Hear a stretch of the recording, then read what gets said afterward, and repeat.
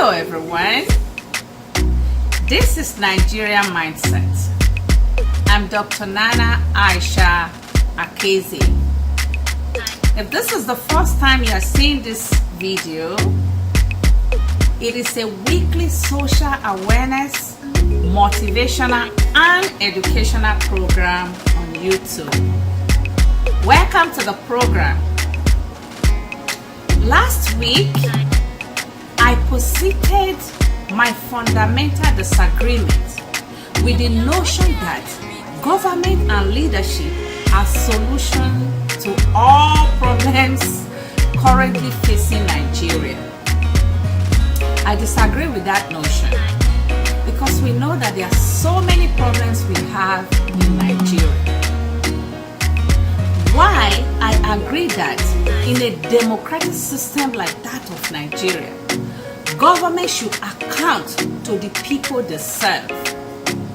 I agree with that. Nevertheless, in my view, followership is a big problem in Nigeria. Yes.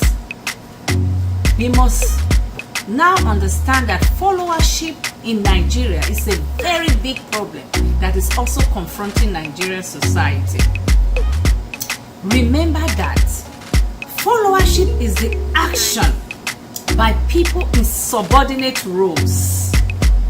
Followership is the intentional practices on the part of subordinates to enhance a synergetic interchange between followers and leaders.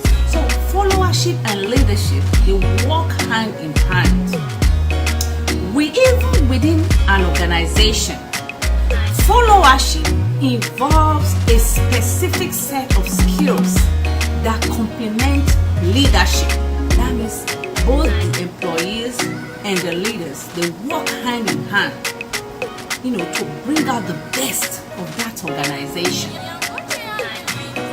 So followership is integral to the leadership process. We need good followers to have good leaders. So Nigerian people, we have to be good followers before we can have good leadership in Nigeria. Given all I have said about followership, in my opinion, followership in Nigeria, just like leadership, has failed the nation woefully. Yeah, followership has failed the Nigerian society woefully as much as the leadership too.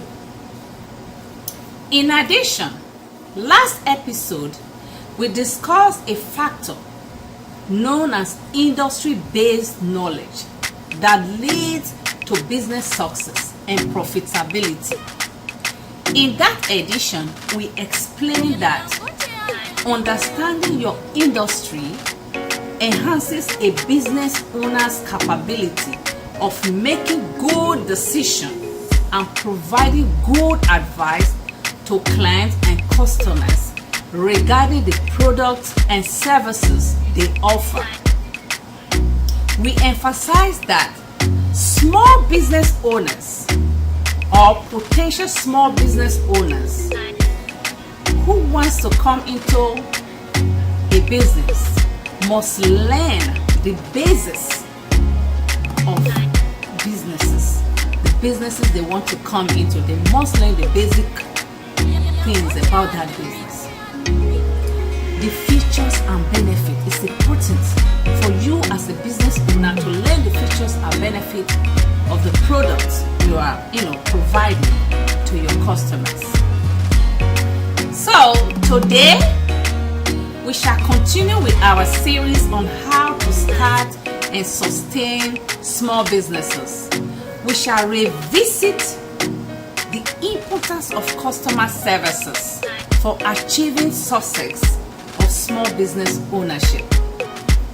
As a reminder, note that good customer services is a big strategy for small business success and survival. So we are revisiting that part of business today, customer services. But first, here are my views. Fellow Nigerians, to get past some life struggles, it is important for an individual to be real to themselves. We need to be real to ourselves to get past some of the life struggles we face. We also need to acknowledge how we feel, and that is where it all starts from. You have to be able to talk about any situation you are confronting in your life, good or bad. You have to be truthful to yourself about your feelings in order to surmount that challenges and have a break forward. To move forward and to move out of that struggles that you may be facing or that we face, and put that experience behind us, we must care about ourselves and tell ourselves the truth about the struggles that we are going through. Yes, it is funny, but some people may be lying to themselves. You will say, how? Yes, some people are delusional. They are going through some situation. They are not able to talk about it, and they just think they can wish it away. It is difficult to wish away a struggle that you are currently going through. What you need to do is to discuss it, is to assess that situation. Assess the situation thoroughly and sincerely, and then ask for help. It is important to know that we all face life struggles, one way or the other. Life struggles sometimes mean that you want something very dearly. You want that thing. You work so hard to get that thing, putting all your heart and mind in it, and yet not able to get it. That is life. It is life struggle. And believe it or not, that is sometimes the reason why we are alive. To face challenges and surmount them as much as possible. You don't need to quit. What you need to do is to change strategy. For me, you can't catch me in any dull moment. Because if I'm working on something and I'm trying to get that and it's not working, you can be sure I will change it. I will change my strategy. And that's the essence of life. You have to be able to change your strategy. You don't need to quit. What you need to do is that change of strategy. Yes, I have to keep to repeat it so that you will know that the essence of life is sometimes we have to face those challenges, but we have to be able to surmount those challenges. If you are working on something and it's not working, you change that strategy. Believe me, even the rich and affluent face struggles. They face struggles. Remember the saying, the rich also cry, right? Some cry for hurt, some cry for failed marriages, some cry that they are not even able to manage a relationship, some cry for power. Yes, they cry that they want to be in power, and so forth. The bottom line is, every human has one issue or the other confronting them. The only people that are free from worries of life are dead. Those are the only people that are free from worries of life. They are dead people, right? Like I mentioned in my past episode, everyone is uniquely different. So life struggles are different. Your struggles may never be my struggles, and my struggles may never be yours. But one important fact is that if we try to work on everything at once, the chances of success are minimized. Working on too many things at the same time leads to chaos and confusion. There is a general saying that without struggle, growth cannot happen. So, we must prioritize our issues and address them one after the other. Always remember this, that God has given us the abilities we need to get through any life struggles and put it behind us. In life, we must therefore learn to sometimes put our ego, pride, and even self-pity aside to focus on the potential growths and lessons that may be learned at the end of each struggle. We have to always focus on that lesson that we will learn at the end of every struggle we are going through in life. The critical point here is that life challenges will always be there. Don't think that you finished it and it's all gone out. The challenges will always be there. And struggling is therefore inevitable. But the answer is never give up. Yes, don't give up. Now, talking about leadership, I mentioned before in my last episode that good leadership involves individuals who put the well-being of their people above themselves. Although that might be difficult to find in most cases, right? That you say, oh, which leader will put their well-being of the people above themselves? In some cases, we can truly find such leaders.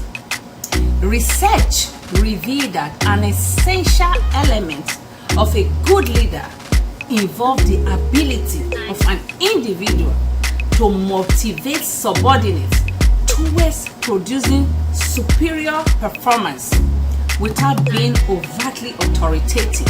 If you are a good leader, you don't need to be authoritative. You don't need to use power. Talk about how whatever you are leading in an organization, in the church or anywhere, how they can move forward. My church, I have a great leader here, and the leadership style in the place of worship, where I worship and my family in the US here, it's a phenomenal place. This leadership style there is top notch. In my view, it's like a first class style they have there. So in the near future, I will be talking about that place of worship that I worship here in the US. So people who are in that arena of prayer houses, they can learn from the leadership style I'm talking about. Good leadership is not just about holding an important position, but the ability to transform the opportunity you have as a leader to something bigger than yourself. You have to transform that opportunity that you have as a leader more than yourself. You have to see it as a position that you are holding, because that position you can leave, and that position can also leave you. We have to think about that. As a good leader, you must be able to safeguard and build upon the trust a nation bestow upon you through the office you hold. Most of the problems we have in Nigeria centers around poor management of public resources. Yes. And failures in policy implementation by leaders who seemingly lack commitment, integrity, and even love for their nation. They lack the relevant knowledge of the Nigerian nationhood. It is vital for leaders to be knowledgeable and capable of demonstrating high competences and correct attitudes for their followers to replicate. Listen, Look at the example that was happening, something that happened in Hong Kong, and take example of everything that is happening all over the world. Here in the United States, where the system has checks and balances, when you hear of the opinion poll, you hear people living here, poll say, the poll said, the poll said, that is the people's opinion and their voices being caught on records. We need to develop or reinvent something like that in Nigeria so that people's voices will be caught on records. The polls matters here in the US, so it should matter in some other country, especially like Nigeria. People voice out what they want and push towards that direction. Therefore, the government and leaders, we have no choice than to do what the people wish for. In Nigeria, however, some people worship leaders and money. They do not demand accountability, and that's where I'm talking about followership. It's all about the moment. They are always living or focusing on the present of what they can get into their pockets. It's all about the wadada, what you can get, the shishi kobo you can get here and there. They are focusing only on the present. How can we have accountability? How then will the leaders explain the reason of not serving the people when we are all focusing on the wadada, focusing on the stipend that we collect here and there? We all can change our mindsets and know that if there are no good followership, there cannot be good leadership. We have to stop blaming the leaders. We, the followers, have to stop blaming the leaders. So you have to be a good follower to have a good leader. The system will continue to be in same spot if we continue to focus on the moment, the wadada we can receive now, the small thing you put in your pocket here and there. You are living only, in the moment. My Nigerian brothers and sisters, bribery and corruption kills a nation faster than anything you can imagine. Bribery brings corruption and insecurity. The reason why we have so much insecurity in Nigeria is because we have so much bribery here and there. On the other hand, there's what is called lobbying. You hear in the US they say he's a lobbyist, lobbying can bring, and lobbying may bring change of policy and security to the general public. So if you, instead of going into bribery and corruption, you can go into lobbying and register as a lobbyist, so people will know exactly what you are doing.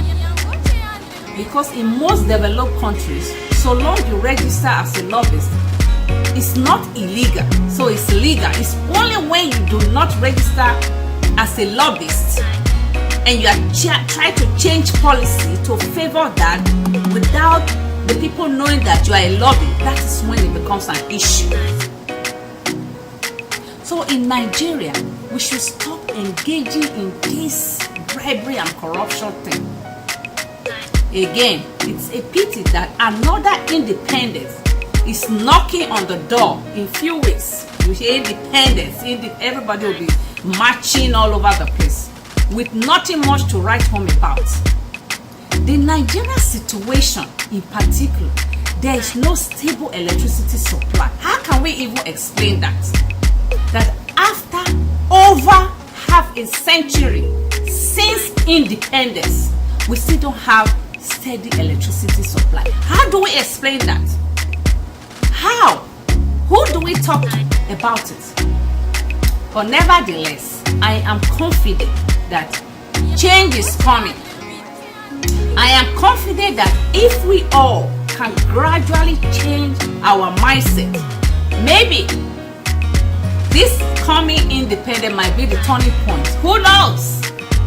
We can move the nation quickly to the limelight This can happen if we are all committed to change.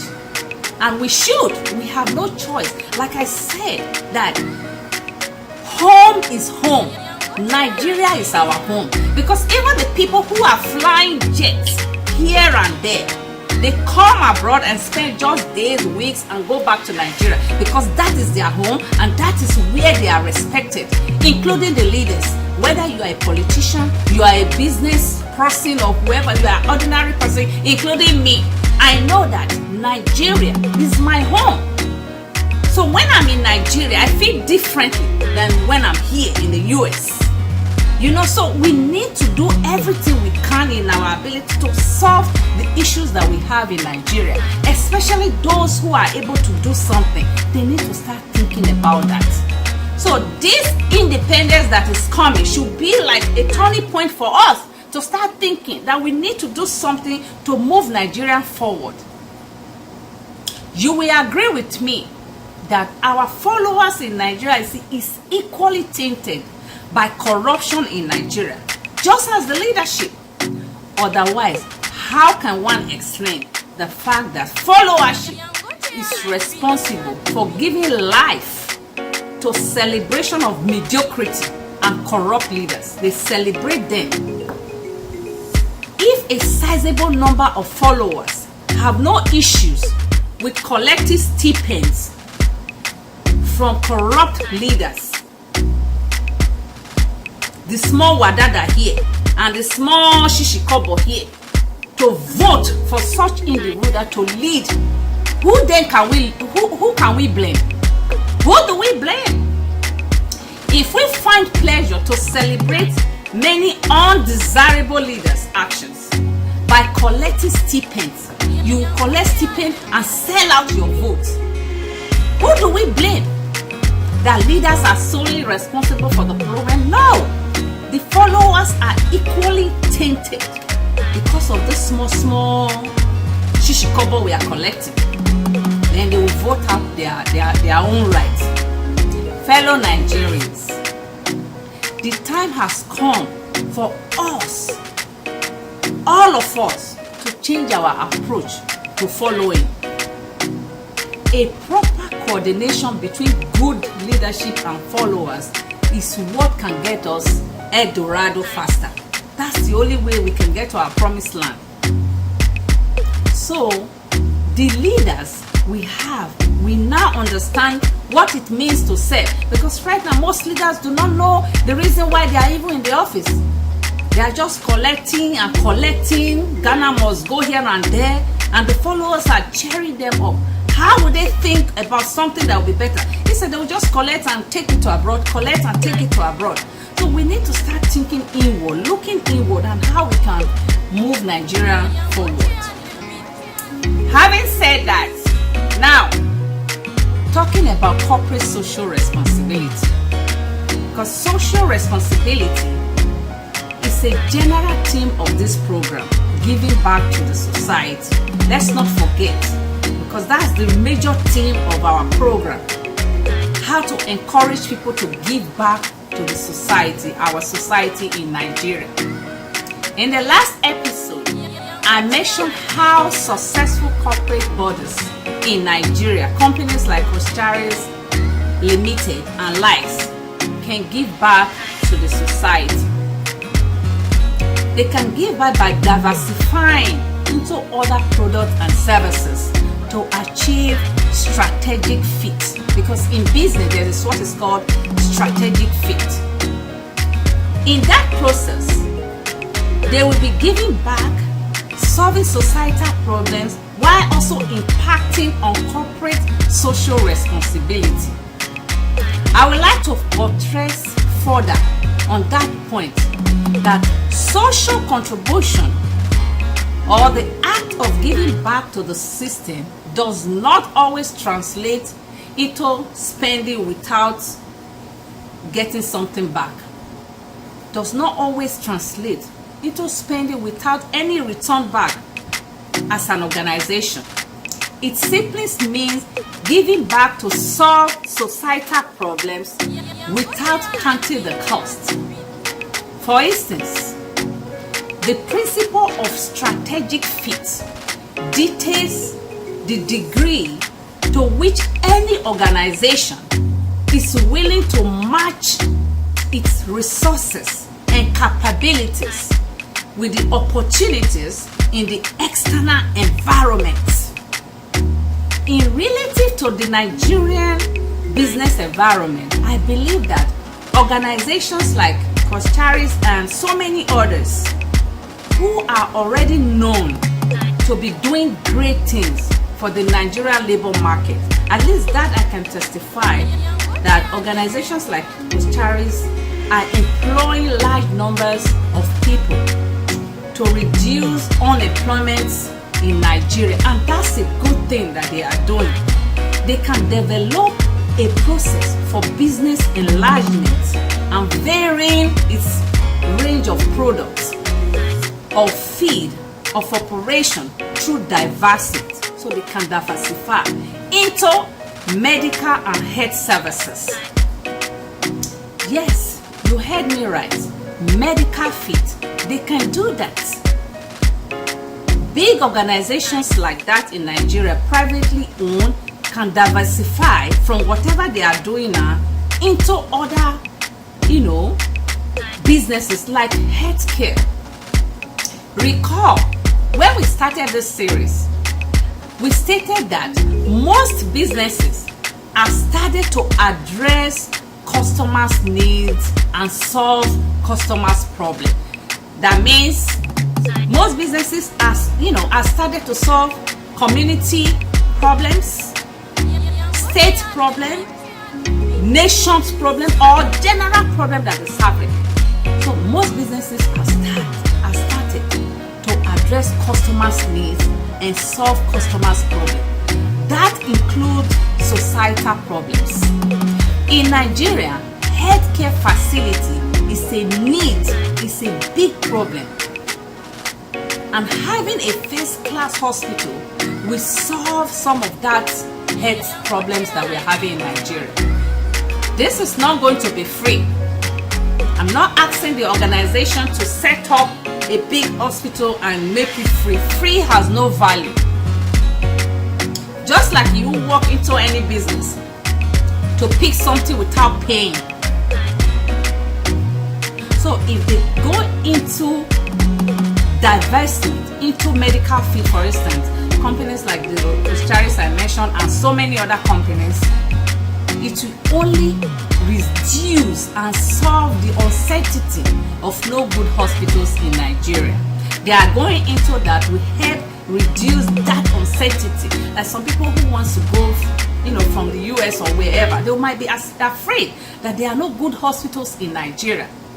Although there are several hospitals in Nigeria. Currently, there are several hospitals in Nigeria. People need to know that when they are in Nigeria for business, for visit, or people who are living in Nigeria and need medical attention, they will have multiple hospitals with updated equipment and hands-on medical doctors and nurses to attend to them. Sometimes ago, I saw the UBTH hospital I used to know. I was crying because I could not imagine that was the UBTH hospital I know as a young girl growing up in Benin. I was crying when I saw the picture. I'm like, oh my God, what is happening? So we need alternatives. If we cannot manage what we have, then we need new things to come up. I don't understand how they will run down UBTH hospital to be like that. I was crying and I was shivering. I was like, what happened? With this, there will be more employment, qualified nurses and doctors. They will know that there is job for them in Nigeria. That will help reduce the urge, because the best are the people living in Nigeria. Most students who are reading medicine in Nigeria, most of them, they just want to finish and leave. So the best are traveling abroad. The best, some of them are here, they don't even have the papers. They don't want to go back. But if we have big privately owned companies in Nigeria going into healthcare field, that will solve a lot of societal problems, and they will also be making money because it's not going to be free. As a success-driven company, privately owned companies like Ocharis and likes, like I said, can afford to diversify through strategic fit and go into healthcare services to solve the societal problem while making profit and also maintaining affordable healthcare costs. In 2018, when I visited Nigeria, I spoke with some of my friends who made mention of Turkish hospital in Abuja. They said Turkish hospital is a good hospital, it's expensive. You know, I am happy that they have a Turkish hospital, but we can have a Nigerian-owned hospital, a first-class, world-class, owned by Nigerians. I also discussed with another lady here in the US who told me about the Turkish hospital and said that it was very expensive. But my happiness is that there's at least a hospital which they said is good, but it's expensive. But if companies like Ocharis and other companies go into healthcare field, it will drive down the cost. Then the Nigerian people will have what is called the power of authority. Therefore, I encourage other successful business owners in Nigeria to go into healthcare field so that Nigerians, we have alternatives. We need that. Doing that, we have drive down costs while providing availability to those who can afford it. That is a healthy business competition to help the public and give back to the society. The owners of the new hospitals can design a weekly or monthly program. Say for instance that 10 emergency cases to the hospital will receive free treatment, for instance. You know that act alone will not drive down the profit of the facility.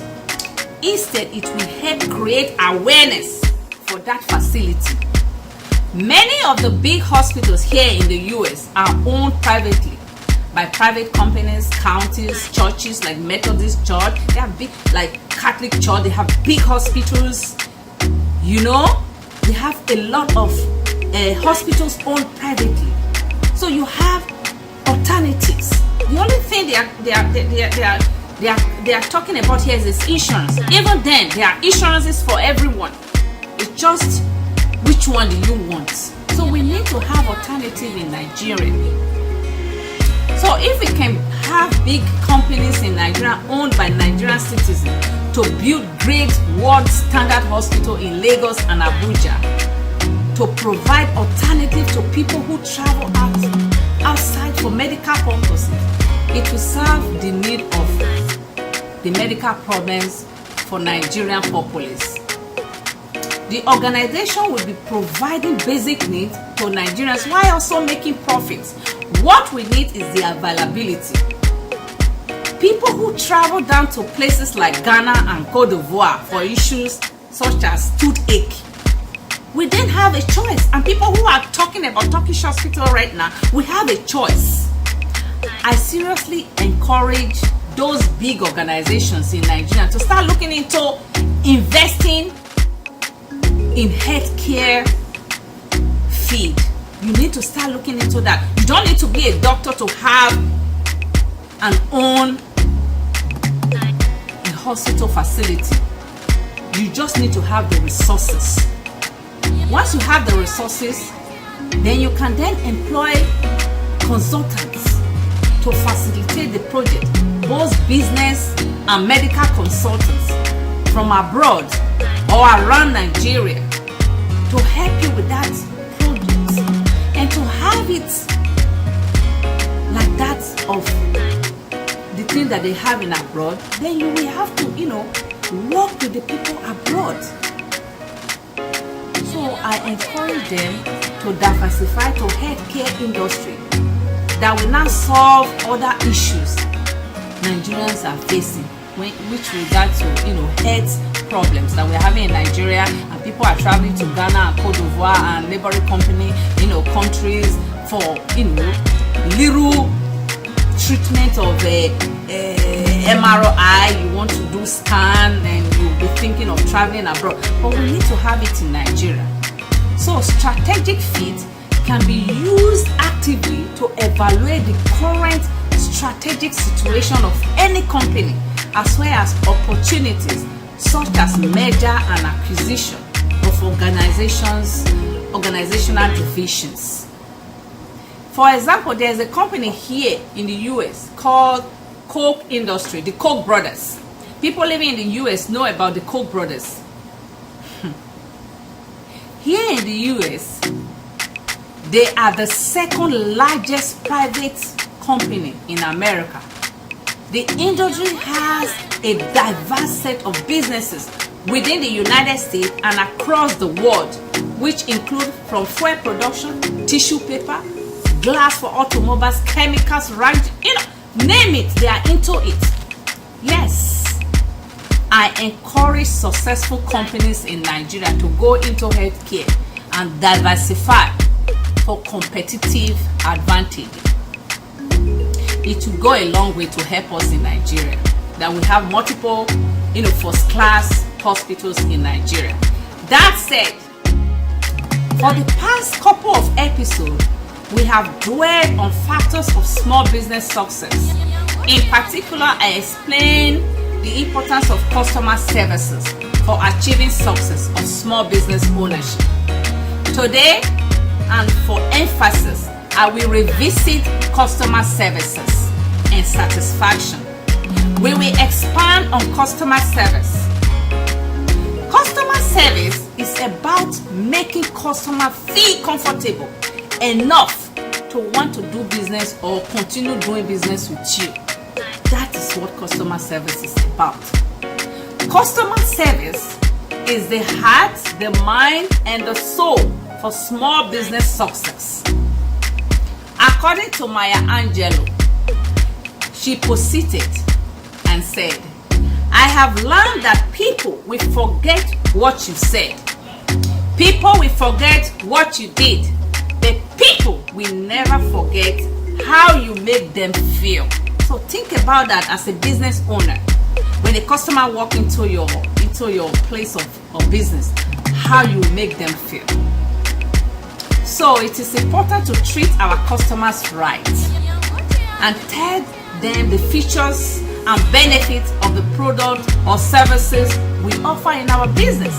The impact of customer service to a business cannot be overemphasized. It's everything to a business.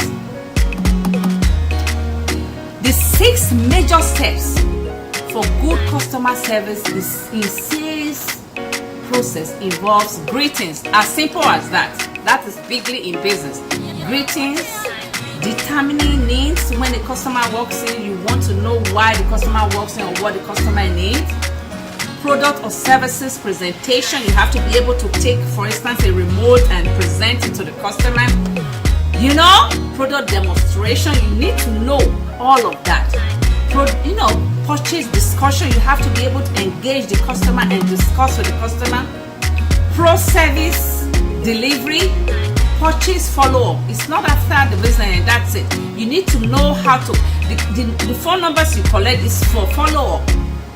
Some research study revealed that retailers who deliver best customer satisfaction are 32%, yes, 32% times more likely to retain loyalty customers. And you know what that means when you have consistent customers coming to your business. In addition, returning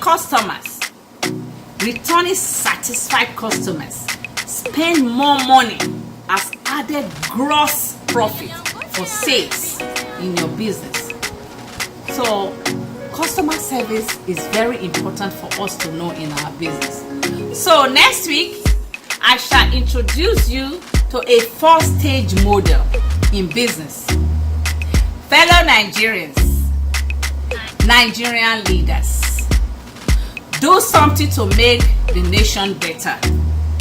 Provide steady electricity supply, and that will in turn lead to safety and security for you, your family, and the nation in general. The power is in your hand. and the choice is yours. I urge you to do something positive for Nigeria today.